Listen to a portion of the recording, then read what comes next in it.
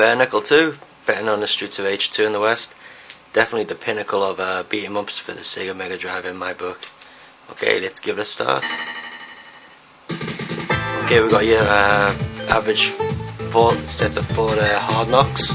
We've got Max there, the obligatory big fat muscle slow ass bastard. Alex, the cool guy. You've got Half the Bird in there, and of course you've got Sammy, the complete wimp. But I think we'll go for Blaze, as most of you probably would.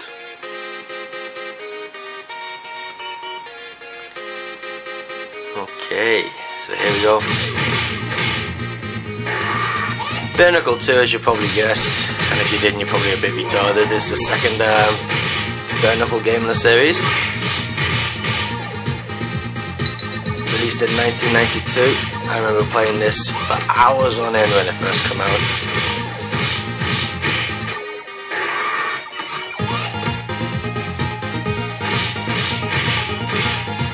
Okay, your characters have got the standard array of punching kicks, and you've got your jumps there. But the thing that sets Bare Knuckle apart from a few other beat-em-ups out there is the fact they got some cool special moves, which are pulled off pretty much like a one-on-one beat-em-up, really. So you see, you just push forward twice and punch. Get that lovely back flip, or forward flip type move.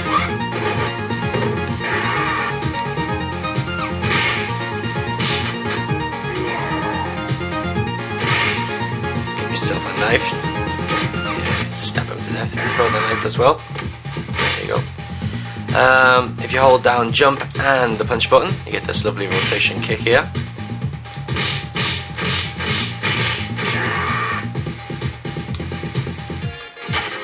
Has a special button on its own there, there's a backflip. And push forward in the special, and you get a Chun-Li like fireball. One favourite thing is the way you can jump over your enemies like that. Okay, let's get this pole, bash these over the head.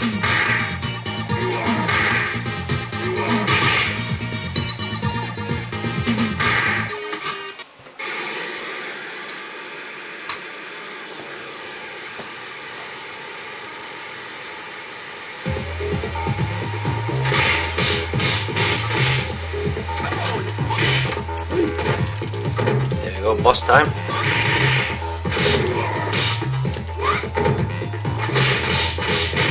One of the good things about Streets of Rage 2 is the amount of combinations you can pull off with your moves.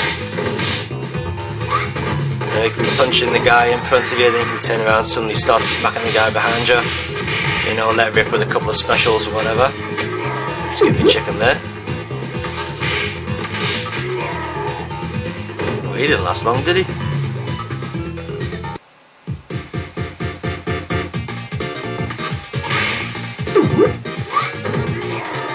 Bare Knuckle 2's got far more beefier graphics than the original Bare Knuckle. This could be partly due to the fact that it is a sequel, and it was probably one of the first Mega Drive games to feature a 16MB cartridge. It also must be noticed that there are quite a few different characters within the game. As you probably saw in last month's Retro Core, we did undercover cops for the Super Famicom. Practically all the stages had the same bad guys on them. Whereas Bare Knuckle 2 seems to introduce a new bad guy almost every stage. The quality of the backgrounds themselves are also quite nice. Far more detailed than the first game, and a lot more colourful than the second game. I mean, than the third game, I should say.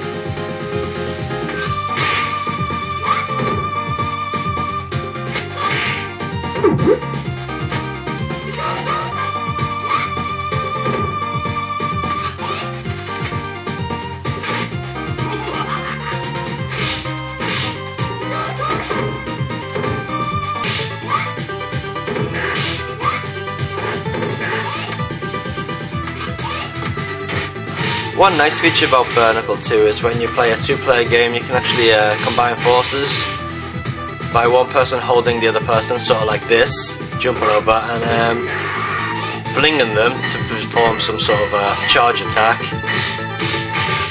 or some sort of heavy duty combo.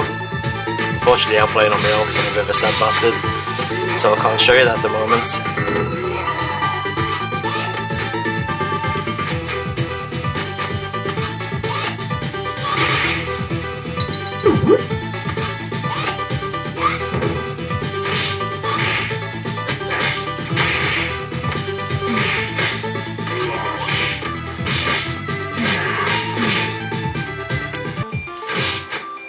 While this is a great game and everything, it's still not without its problems.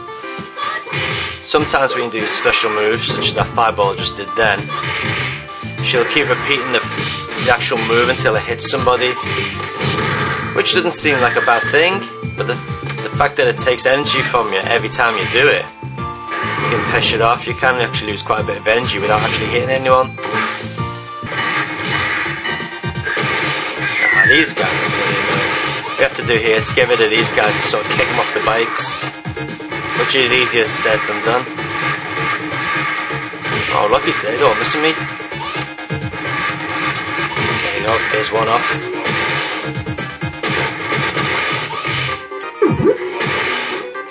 One thing which must be noticed about the Japanese version is got these ladies in leather, as I like to call them. There you go, with the whips. Completely removed from the Western version, for what you expect.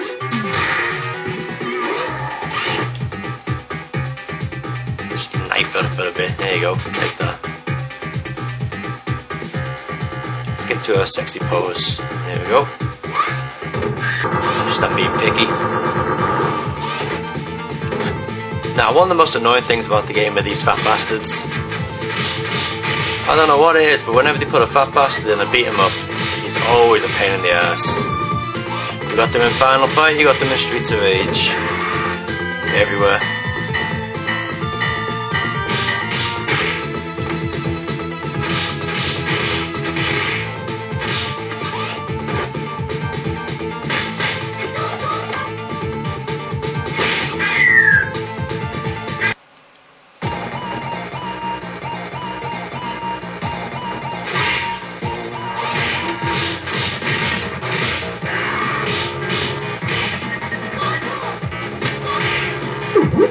There we go. A good old elevator level. Can't have a beat 'em up with that one. Right, except Final Fight on the Super Famicom where they cut it out.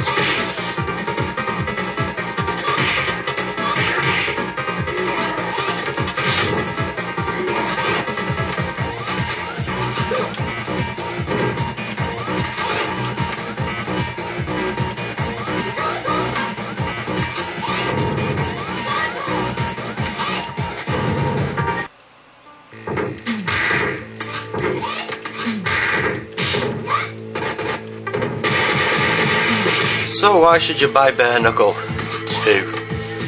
Well, if you got a Mega Drive, then you can't play Final Fight unless you got a Mega CD, which is probably the best walk along beat 'em up of the era. So that's why you should buy Beats of Rage, flipping heck. That's why you should buy Bare Knuckle 2. It is probably the best beat 'em up on the Mega Drive. Far better than the first one, even though the first one is good.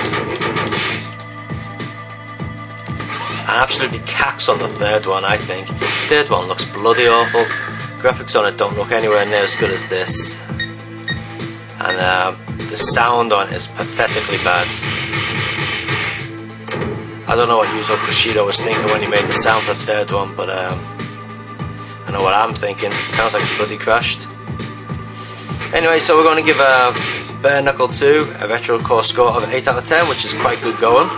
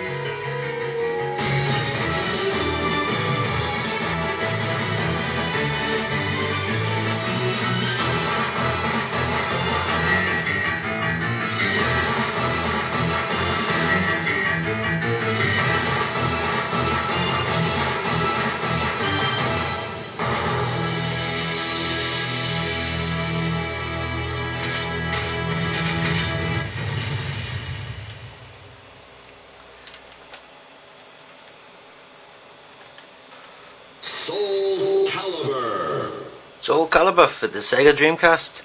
Can you believe that this game was made in 1999? Unbelievable. It still looks amazingly good even today. So let's start it up. Originally you only have the bottom row of characters to choose from. The more you play the game, you can get the extra characters by opening up secret items in the museum section, but I'll show you that later on. First, let's take a look at the game. I'm going to zoom out a little bit there. Yeah, that's a bit better. And I think we'll go bow and Oakley. So, what can I say about Soul Calibur? It's pretty hard to start off, really. Let's see. Well, one thing I will say about Soul Calibur, that it certainly stood up to the age of time. You know, it's come 5 years later and the game still looks very nice. You know, if you saw this on your PlayStation 2, your GameCube or your Xbox, of course you'd be thinking, it doesn't look as good as other beat-em-ups, but it still does look fairly good. And just look at the detail on the actual characters. Texture mapping is amazing. You know, the amount of detail that's gone into this game for the time, it's just unbelievable. The backgrounds are really imaginative too, such as this one. But enough about the graphics, because you know, we can all see how good they are. We can all hear how good the music is as well. This victory strengthens the soul of each. You win!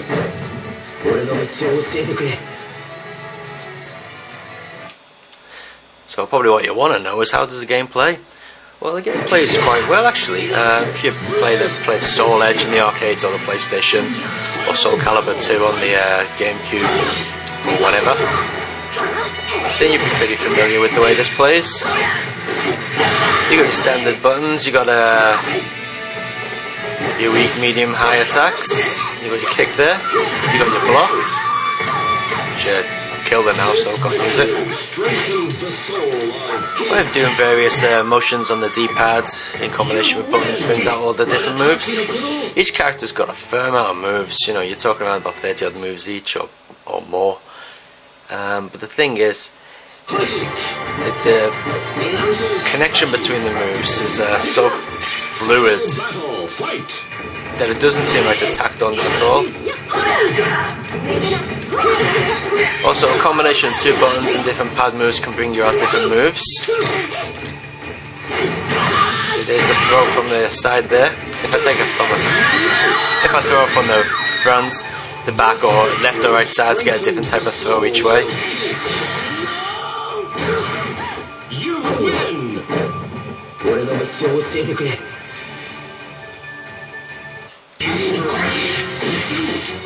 Final battle, fight!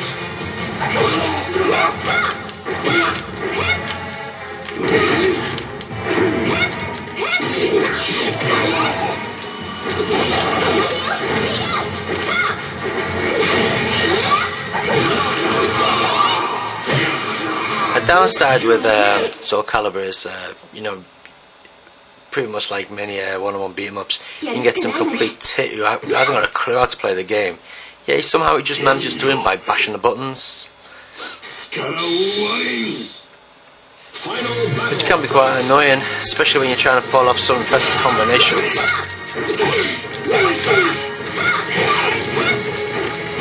But for the really skilled player, whoop, like me there, you can actually get away with playing people like that, because if you got the skill, you can actually counteract the moves and take them out, which is always good to see, because those people think they're so cool. 9, 8, 7, 6, 5, 4, 3, 2, 1, 0. The legend will never die. Okay, we've got the standard arcade battle, which we just played there. First battle, team battle, where you can sort of do a King of Fighters style.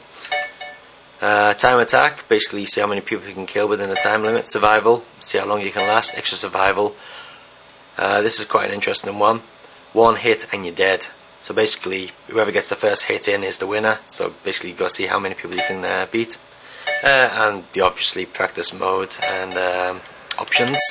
But one of the better things about this, or one of the more interesting things about this, is the museum.